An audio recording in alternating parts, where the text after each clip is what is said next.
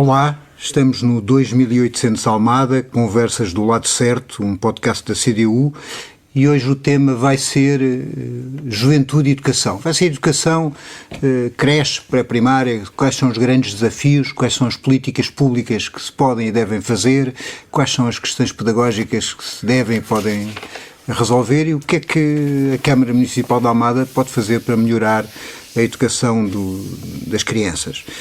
Connosco vão estar Lara Franco, educadora de infância associada ao grupamento António Gedeão, em Almada, e a fazer a intervenção precoce com crianças das creches. O Ivo Serra, mestre em Psicologia Educacional, trabalha há 11 anos como diretor pedagógico da Voz do Operário e é responsável pela educação das crianças entre 4 e 10 anos. 4 meses. 4 meses e 10 anos, sim. A unidade estava incorreta. E temos o António Matos, que é vereador da CDU com a área da intervenção social. Eu ia começar talvez pelo Ivo. Quais são os principais desafios que hoje nós temos na educação das crianças com estas idades, portanto, de 4 meses a 10 anos, que são novos e que exigem uma atenção especial que não havia anteriormente? Então, a sociedade tem vindo a mudar muito, não é? Desde aquilo que é o conhecimento que temos sobre as crianças, o próprio estatuto da criança tem-se desenvolvido ao longo dos anos.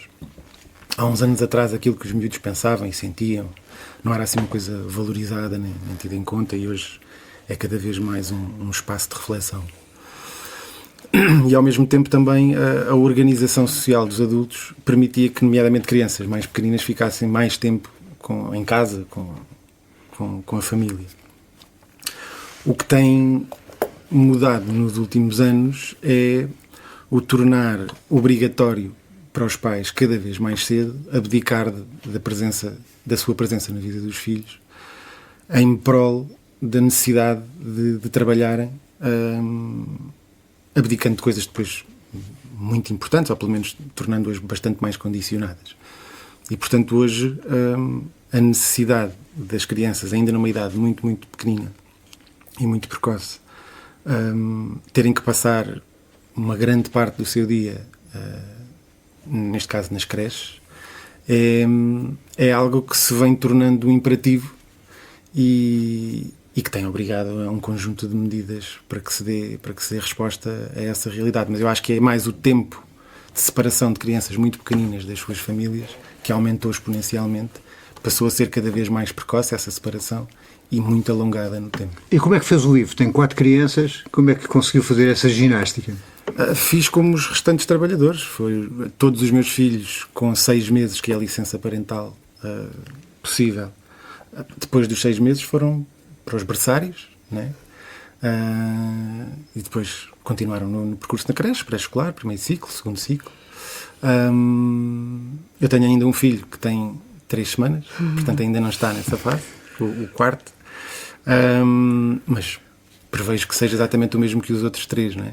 Que passe a partir do momento em que nós já não podemos continuar a ficar com os nossos filhos em casa, a frequentar as creches como todos os outros.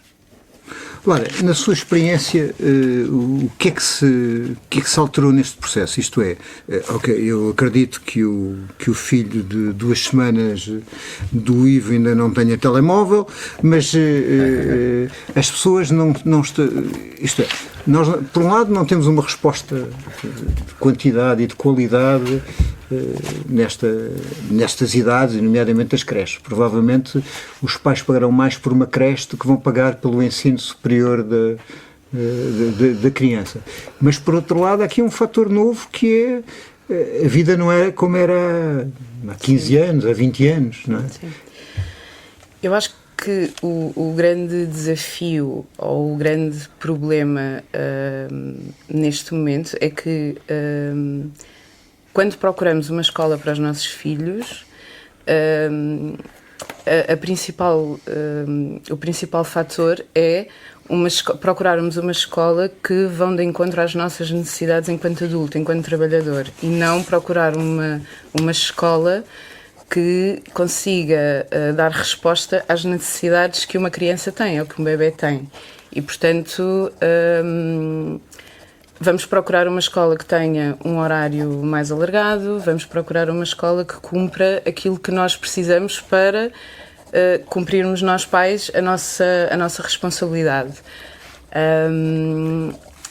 Depois, consequentemente, o facto de estarmos muitas horas ao serviço e termos um trabalho que com um maior desgaste faz com que, por exemplo, ao chegarmos a casa, continuamos a ter as tarefas de casa, não é? As refeições, a organização da casa.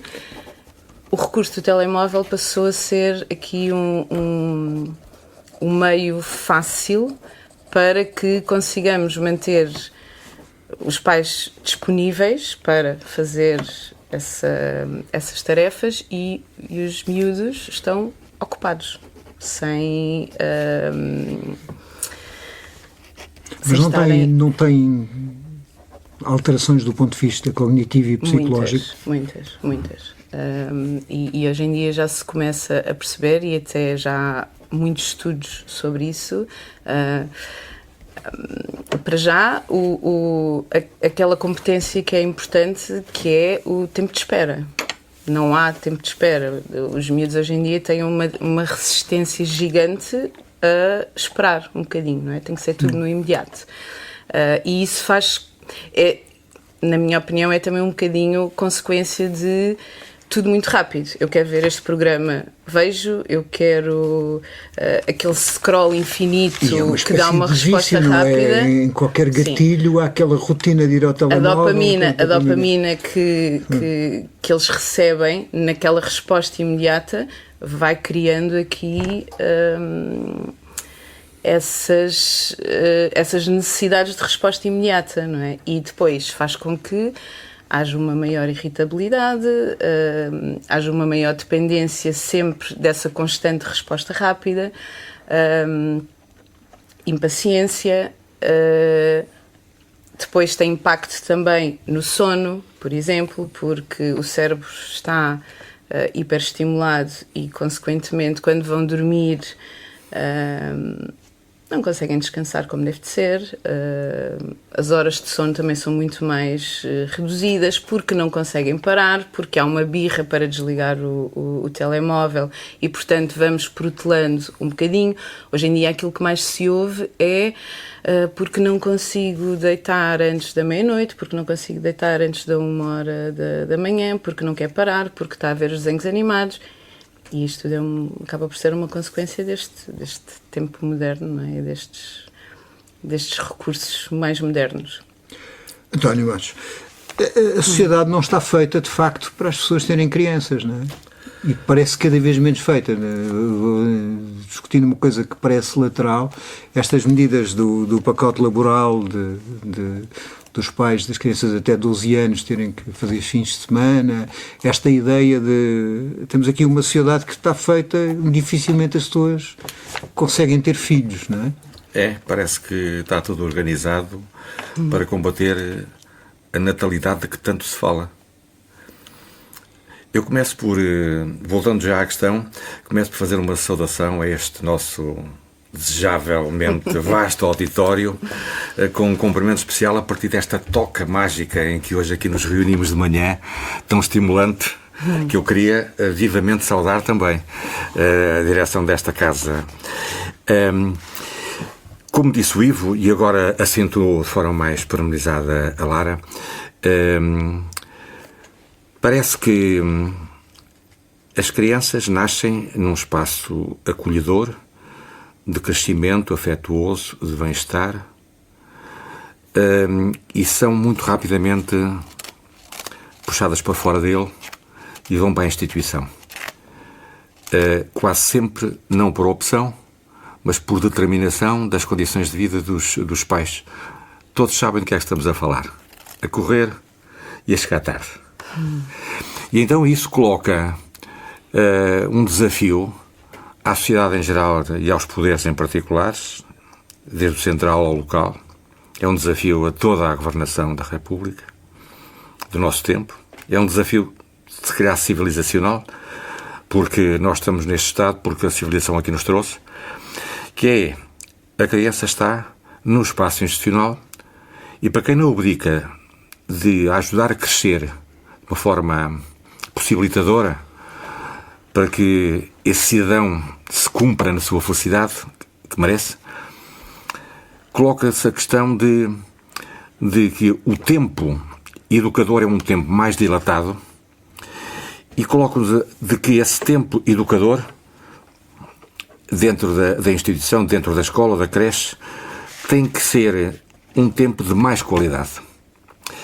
Todos temos que ser mobilizados para que esse conjunto de recursos humanos e pessoais que envolve a criança ao crescer tenha qualidade. E qualidade significa condições de crescimento integral favoráveis ao objetivo de que esse cidadão se cumpra como pessoa.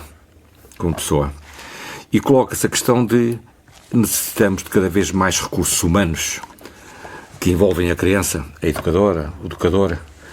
Eu digo que educador porque é uma questão muito interessante, que cada vez há mais educadores, o que é um sinal também dos tempos. Neste aspecto eu acho muito interessante isso. E depois o desafio de que nesse tempo educador habite projetos educativos cada vez melhores, que se afastem cada vez mais do tempo de guarda que no passado, infelizmente ainda recente, o tempo educador era. Pelo menos a partir de meio da tarde. Com a ausência e abandono do espaço do profissional qualificado e a manutenção no espaço educador do assistente operacional, não é? Olha, boa passagem para o Ivo. E depois a melhor infraestrutura, mas já voltamos. Diz. Voltas a seguir. Mas, ok. Para as escolas não serem uma espécie de armazéns de crianças, porque os pais não possam estar com elas, que é um pouco que estava o Matos a colocar nesse espaço a seguir à tarde, e ao mesmo tempo elas não são só transmissoras de conhecimento, mas têm que fazer uma espécie de operação em que as crianças, apesar dessas condições, tenham sociabilidade, tenham empatia, estejam com os outros e brinquem, não é? Quer dizer, e consigam fugir das suas condições sociais para um mundo que lhes possa fazer sonhar e crescer. Como é que isso é possível? Contrariar a sociedade toda em poucas horas e num espaço condicionado?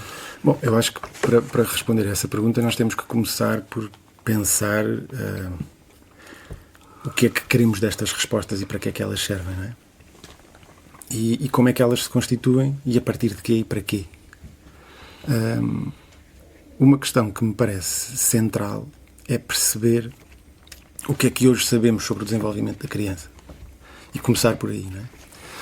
Sabemos, nomeadamente em creches, as idades de creche pressupõem um contacto de uma enorme proximidade, de um contacto de afeto, de atenção, de conexão, de contacto ocular, de contacto físico, do estabelecimento de condições para que a criança se sinta segura, pertencida e em relação com os adultos que estão à sua volta. E, portanto, perceber que estas são condições de partida. Toda a ciência, desde neurobiologia, passando pela psicologia, passando pela sociologia, pela antropologia, pela medicina, nos diz que estes pressupostos de conexão são fundamentais nos primeiros anos de vida. Moldam a personalidade. Sim, são os alicerces que permitem o desenvolvimento da personalidade. A criança tem que se sentir em ligação com o que a rodeia de uma forma segura, de uma forma afetuosa, de uma forma permanente. Quando isso deixa de ser possível de ser feito com a família, há uma questão ideológica de base que é então como é que nós respondemos a esta necessidade civilizacional de dar continuidade ao desenvolvimento humano. Um dos últimos Nobéis da Economia tem feito muita investigação, James Ackman, acho que é o nome, que nos diz que, do ponto de vista económico, o maior investimento com maior retorno que se pode fazer no desenvolvimento ao longo da vida das pessoas é nos primeiros 4 anos de vida. E isto diz-nos, então, como é que ideologicamente constituímos uma creche e para que é que ela deve servir. E se ela deve servir para esta questão da conexão humana ou se deve servir para aquilo que a Lara dizia muito bem, para os pais poderem ir vender a sua força de trabalho durante o máximo de tempo possível para poderem pagar o máximo de contas que tiverem para pagar. E nesta perspectiva,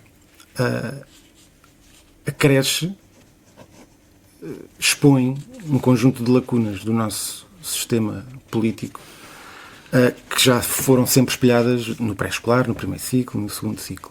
Porquê? Porque estamos a falar destas questões que agora vimos como absolutamente primordiais no desenvolvimento humano, sendo que a creche foi sempre, de todas as respostas sociais que existem na nossa sociedade, a menos investida.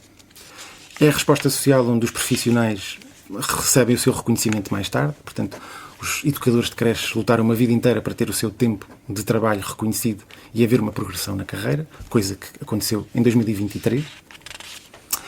A própria creche é tutelada pela Segurança Social, não ainda pelo Ministério da Educação, e, portanto, mostra o caráter ideológico que está por trás desta questão.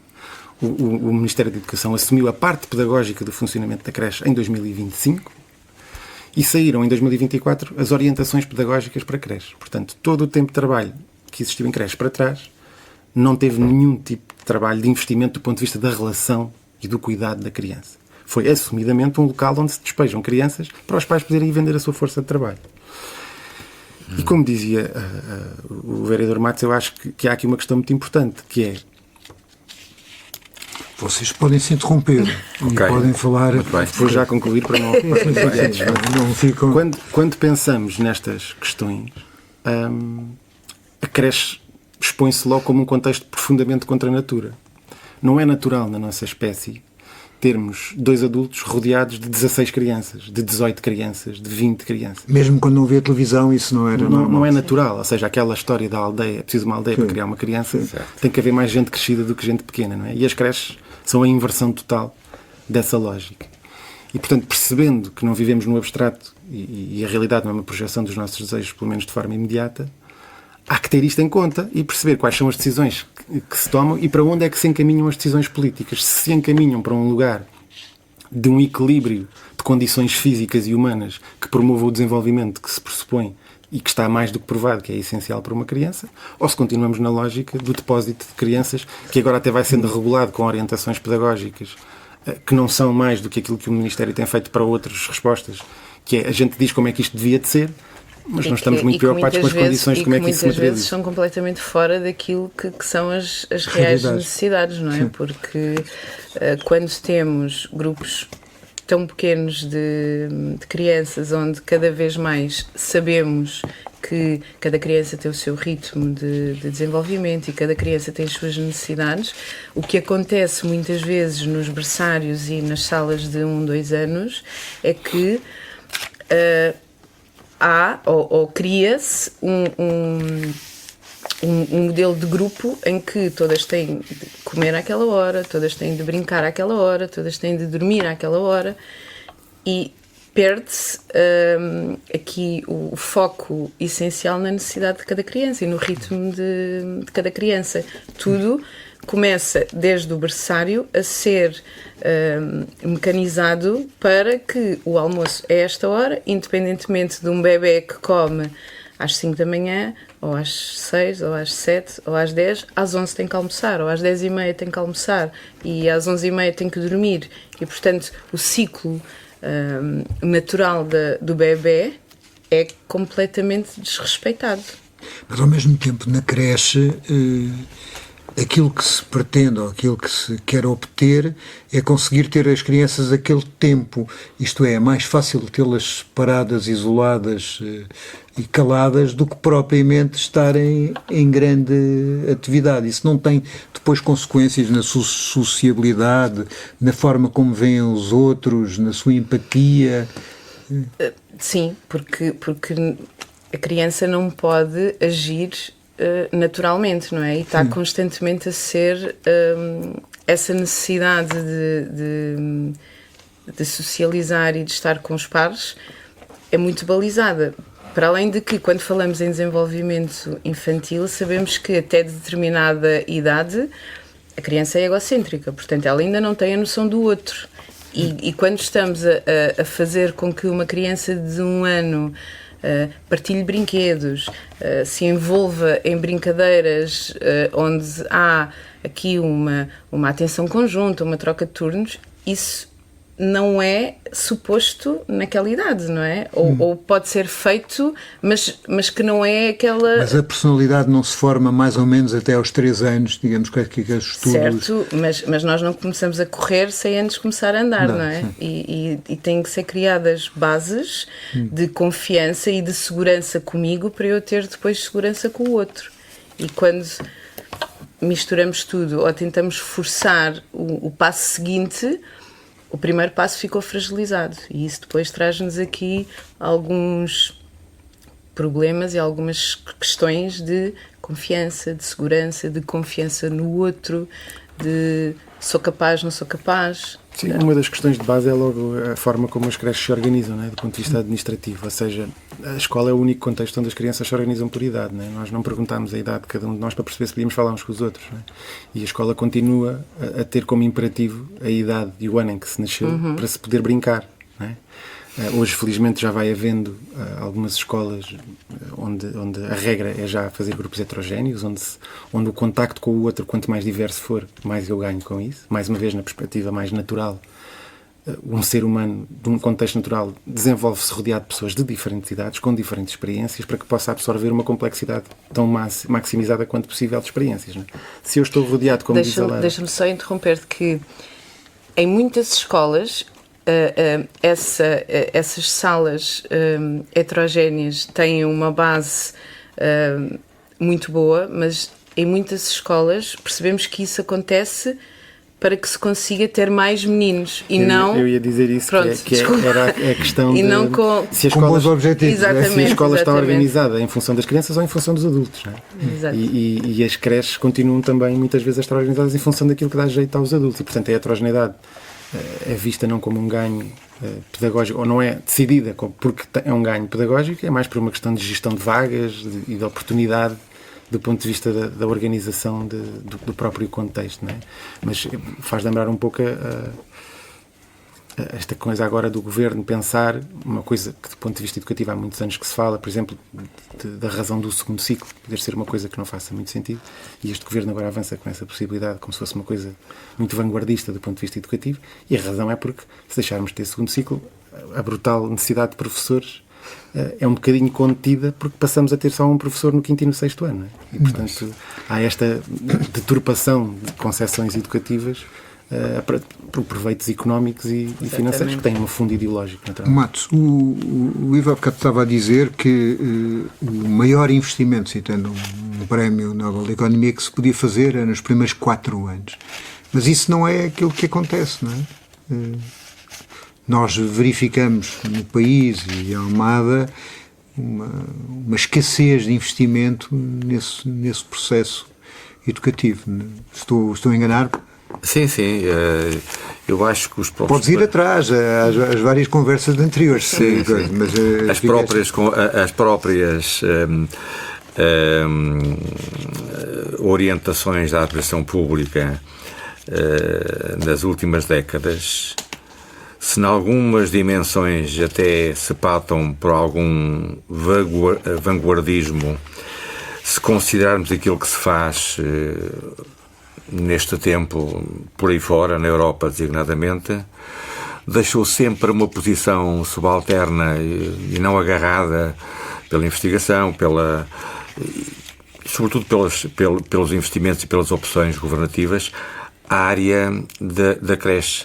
Mesmo o pré-escolar, que ganhou uma grande pertinência nas últimas décadas e hoje aparece já como uma área central do planeamento educativo, mas a administração pública faz planeamento educativo ainda esquecendo as creches. E agora para falar até, sobretudo, da dimensão da infraestrutura educativa. Todo o pensamento nos últimos anos em Portugal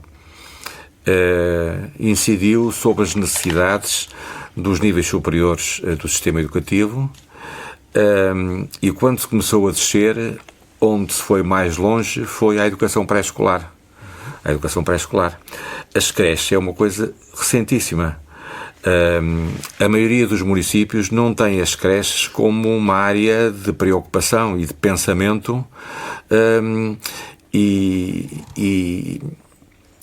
é algo que está fora das prioridades quando se fala em orçamentos públicos municipais. É um deserto os orçamentos públicos municipais em matéria de creches. E eu não quero aqui atribuir uma importância desmesurada à questão da infraestrutura. Mas já falamos hoje aqui nos paradigmas, nos recursos humanos, naquilo que se pretende quando se deixa, entre aspas, a criança na creche, e quando falamos na necessidade de qualificar o tempo educador em que as crianças lá estão, é preciso, para além do melhor projeto educativo, temos que ter mais e melhores infraestruturas educativas, pensadas também para as novas exigências e para os novos paradigmas. Isso é zero em Portugal. A Almada quer, e nós queremos, sobretudo, eleitos da CDU, e nós em particular que temos este pelouro, dar alguns passos no sentido de criar uma ideia de creche que seja desenhada em diálogo com os profissionais de ensino, com os pensadores pedagógicos, com quem reflete o nosso tempo e as exigências educativas do nosso tempo, para informar a estratégia local da infância que nós estamos a começar a construir no Concelho da Almada, pelos novos conceitos e pelas nossas exigências da criança em crescimento no nosso tempo, no tempo que nos cabe viver. É um grande território e eu, para essa construção, levo já aqui algumas ideias que vamos aprofundar em novos espaços, vamos reunir com os professores, vamos falar com as famílias. É preciso falar com as famílias e ouvir as famílias, para além daquilo que nós, dos diálogos que felizmente que são maiores e mais intensos, e existem bastante, que é os municípios falarem com as famílias por razões instrumentais, organizacionais, para vermos o que é que as famílias, as associações de pais fazem no plano do tempo escolar para além do currículo. Para além do currículo. Temos que ouvi-las nas suas necessidades, para além destas necessidades de ocupar os miúdos até às 6 da tarde. Ivo, uma das questões que há é que, obviamente, no processo educativo nós damos conhecimento, mas as crianças não partem todas do mesmo patamar de conhecimento e às vezes têm conhecimentos que facilitariam esse conhecimento se nós conseguíssemos partir delas. Mas isso é muito complicado quando estamos a construir armazéns e não estamos a construir uma educação virada para cada um deles, não é? Como dizia a Lara há bocado em relação de ver cada uma das crianças em particular. Como é que isso é possível? Então, diferenciar não implica individualizar. Eu acho que também aqui há uma questão ideológica de base que é importante ter em conta, não é? Que é o pressuposto base de qualquer movimento do adulto na relação com a criança deve ser o de ajudar a criança a adaptar-se ao meio, não é? É um princípio de sobrevivência que vem antes dos conceitos de inclusão, de diferenciação pedagógica. Há um pressuposto de adaptação ao meio. E o que nós sabemos é que a ciência nos indica que a relação com o outro é um elemento absolutamente decisivo nessa construção de quem sou, de uma perspectiva adaptativa. E aquilo que sou, como dizias, não é uma fotocópia da pessoa que está ao meu lado. Isso implica a capacidade, que felizmente temos muitos profissionais que o sabem fazer, de diferenciar. Mas diferenciar pressupõe, primeiro que tudo, que quem está dentro de um determinado grupo de pessoas, que é constituído por normalmente 2 adultos, ou um adulto e um grupo de crianças, tem, primeiro que tudo, um sentimento de pertença àquele coletivo de pessoas. E a diferenciação pressupõe 2 coisas. Que aquilo que sou é uma mais-valia para as pessoas que estão à minha volta e aquilo que cada um é uma mais-valia para aquilo que eu quero ser. E este desenvolvimento coletivo pressupõe que todos nós tenhamos um papel na vida do outro e não é o adulto que tem exclusivamente um papel na vida do outro. E isso vai sendo tão mais fácil de aprofundar quanto mais crescidos são os miúdos. Por isso é que estávamos a falar, como a Lara dizia muito bem, que a questão da creche depois nos levanta um conjunto de condições, que é esta diferenciação é mais difícil e há até uma possibilidade de automatização do adulto, porque a criança não fala, ainda comunica de uma forma que não é tão facilmente acessível pelo adulto e às vezes pode-se cair numa facilidade de tornar o trabalho mais mecanizado, aquela questão que falamos do contacto humano, se poder perder em diferentes momentos, porque há outra questão para mim absolutamente central de falar, que é o desgaste físico, por exemplo, de quem trabalha nestes contextos.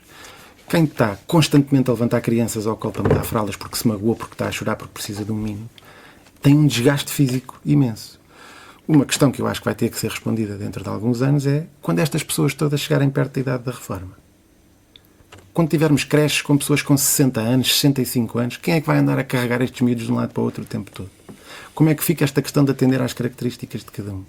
E depois, quem são estas pessoas que fizeram este percurso de vida?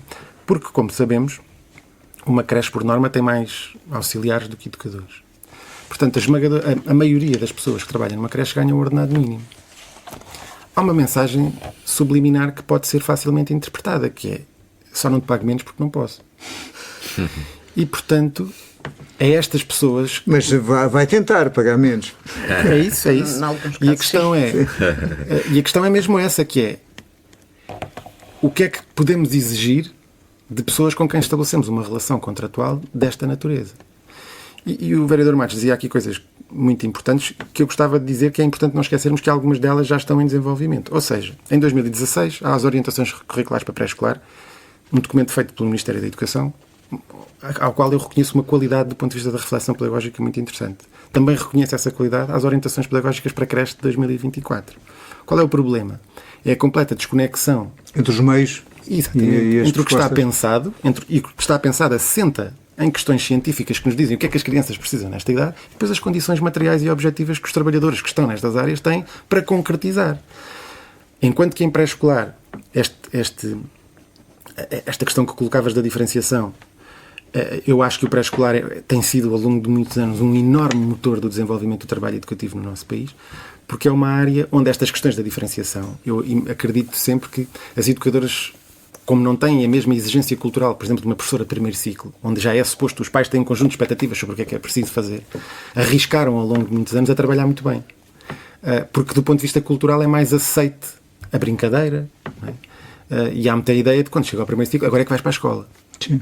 E a criança estava lá desde os 6 meses de vida, não é? Agora é que é sério. E portanto esta ideia de aprofundamento está profundamente enraizada nas condições materiais que as pessoas têm para pôr em prática aquilo que o nosso Ministério diz, olha, isto é que era bom de acontecer. Exato. Lara, é verdade, nós podemos responsabilizar as falhas do sistema educativo por casos, por exemplo, como aquele caso dos influências que violaram uma colega, etc. Isto é, aquilo que eu quero dizer, há de haver sempre casos excepcionais de criminalidade, mas uma certa dissociação do outro, uma certa incapacidade de empatia não é potenciada por muitas coisas e não desmontada pela escola?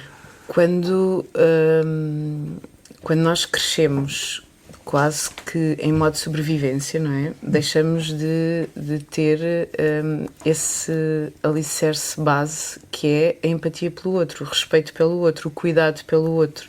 E hoje em dia falamos muito de emoções e de trabalhar as emoções com as crianças, mas depois não há tempo nem margem e às vezes até conhecimento para trabalharmos as emoções de verdade. Não é só falar, é termos margem para experienciar. E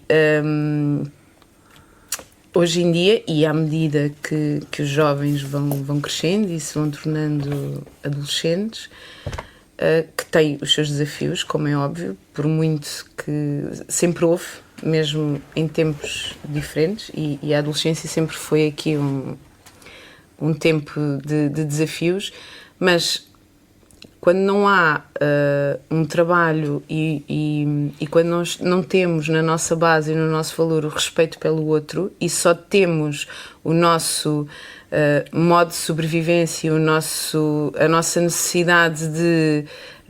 são as minhas necessidades que têm que ser satisfeitas e não o cuidado com o outro, estas coisas acontecem. Agregado depois aos poucos recursos que há na escola, porque muitas vezes existe um assistente para controlar, ou 2 assistentes para controlar por exemplo, todo um situações espaço, de não é? racismo, de xenofobia, de visão diminuída da mulher, não há recursos no ensino pré-escolar, nem no início da educação, para desarmadilhar estes preconceitos. Eu acho que também não podemos pôr só o foco na escola, não é? Claro. Isto é um trabalho conjunto e muitas vezes na escola esse princípio ou essas ideias não são passadas, mas as crianças trazem de casa, não é? Dos seus contextos, dos seus ambientes. Isso não me parece que seja uma questão só do ambiente escolar. Sim, por isso é que eu estava a dizer que a escola podia desarmadilhar aquilo que vem armadilhado. Sim. Pode ser uma ajuda, mas não creio que seja só responsabilidade da escola. Eu acho que aí, desculpa Lara, voltamos um bocadinho ao que estávamos a dizer, que é a escola conseguirá ter essa função se obedecer àquilo que a ciência nos diz que é uma escola de qualidade. Falávamos desta questão da relação, não é? A escola não é... Estamos agora mais centrados na questão da adolescência. Não é um lugar de relação, a não ser com os pares em momentos onde os adultos não estão presentes. E, portanto, para que a escola possa ter esse papel, a escola tem que ser sentida por quem lá habita como um lugar de pertença. Mal ou bem, o contexto familiar é sempre um lugar de pertença. Por vezes ele constitui-se como um lugar agressivo, violento, mas é aqui que eu pertenço. A escola é um sítio muitas vezes visto e sentido como transitório. O que pode não ser transitório são as relações que eu desenvolvo normalmente com os pares.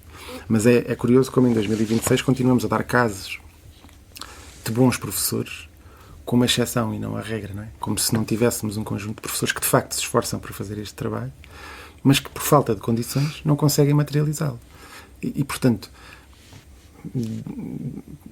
por mais voltas que queiramos dar, se as condições não estão lá, a escola não é um lugar que depois vai ter um impacto que poderia ter em potência se a criança não se sentir que faz parte e que se sente pertencida e que a relação é uma relação de facto significativa para ela. Se isto não acontece, e se hoje em dia as crianças estão a ir hoje em dia já podem ir com 3 meses para a escola, não é? Isto é, do ponto de vista do desenvolvimento humano, é uma aberração.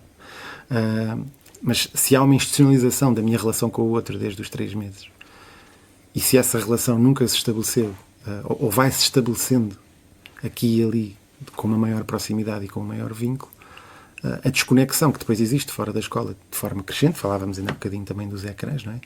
Esta individualização de quem eu sou é promotora de uma alienação que não é nova, não é? Mas que é e que hoje também, convém clarificar, é muito mais rapidamente disseminada por todos, não é? Ou seja, não é a primeira vez que estes casos acontecem. A questão é que hoje sabemos, quase no momento em que aquilo está a acontecer, de uma forma muito e hoje em dia, com os grupos, as partilhas, o WhatsApp, as redes sociais, antes havia o bullying ou havia uma alcunha na escola, mas era só na escola. Quando a criança ia para outro contexto, isso não acontecia. Hoje em dia, quando há uma situação de desconforto num ambiente, rapidamente isso se transporta para todos os ambientes daquela criança. E há elementos culturais que a nossa sociedade promove e que parecem desconectados e que não estão, não é? Ou seja, nós não podemos vulgarizar o que acontece, por exemplo, em Gaza e ao povo palestiniano nas notícias todos os dias, como se fosse assim uma coisa meio-meio, não é? 50-50, e depois ficarmos surpreendidos com a desumanização da relação com o outro. Não é? Há uma desumanização institucionalizada na nossa sociedade em que as pessoas contam de acordo com o interesse que representam para alguém. A informação que nos chega vem-nos já com uma concepção pré-estabelecida, que quer queiramos, quer não, vai influenciar a forma como nós estamos no mundo. Ou seja, se eu estou em casa e vejo as notícias da televisão sobre a guerra, são normalizadas e, portanto, terem morrido 60 mil crianças é uma coisa normalizada, desde que eu sou pequenino. A concepção que eu tenho, cultural, do valor da vida, vai sendo influenciada e vai sendo trabalhada. Não é? Matos, uma pergunta final, embora possas falar de outras coisas, que é: quais são as medidas que a CDU vai fazer, tu já começaste a abordar, para tentar melhorar a situação das crianças e das creches e do pré-escolar no Concelho de Almada? a justificar o que a seguir vou dizer respondendo à pergunta é valorizar, apesar de tudo, das insuficiências dos ajustamentos de modelos de intervenção educativa para uma franja muito importante da nossa população neste tempo que vivemos. A creche, a oferta do pré-escolar, a oferta de bons equipamentos educativos nos primeiros anos de vida representa um grande contributo para, enquanto elevador, para crianças que vêm de grupos vulneráveis e de grupos de população ainda bastante problemáticos e com carências para viver uma vida digna muito grandes.